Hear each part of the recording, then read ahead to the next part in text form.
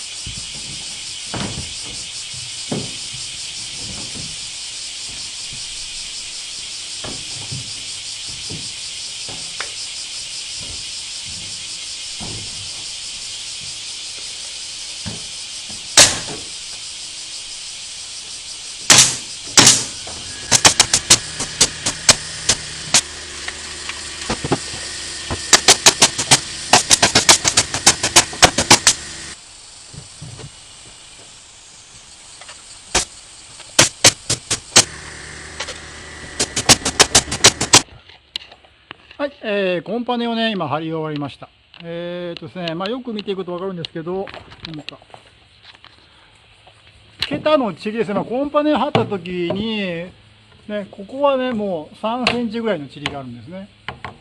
だけど、こっちに来ると、ほぼほぼなかったりするんですね。上の方の桁に行くと、結構チリがあったりするんですけどね。これが斜めですね。斜めですね。結構、ね、上と下で、かなりチリが違うと思います。柱の見えてる、このチリですね。柱が見えてる。柱じゃないけどね、これね、カモだけどね、みたいな感じなんですけどね。それがこんだけ違います。要は、どこに合わせるかってことですね。もう合わせるとこなんか、結局はね、自分で、施工する側の人間が勝手に決めるところです。ですから僕はもう向こうに合わせたところですね。でこっちはもう外壁が吹いてくるってことはもう仕方ないってこと。あと、この桁、これが、内側にもこけてる状態なんで、もう全くもって、通りがあってないです。で、内側、ここら辺もへこんでますからね。その辺はもう無視ってことですね。はい。もうあまりにもね、あれやこれやとやってると、とてもじゃないけどね、これは収まりつかないってことなんで。はい。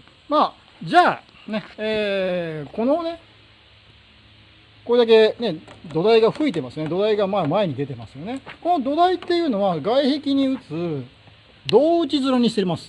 いや、これが胴打ち面なんですね。胴打ち面です、これが。土台が胴打ち面になってるわけですね。これ胴打ち打ちますから。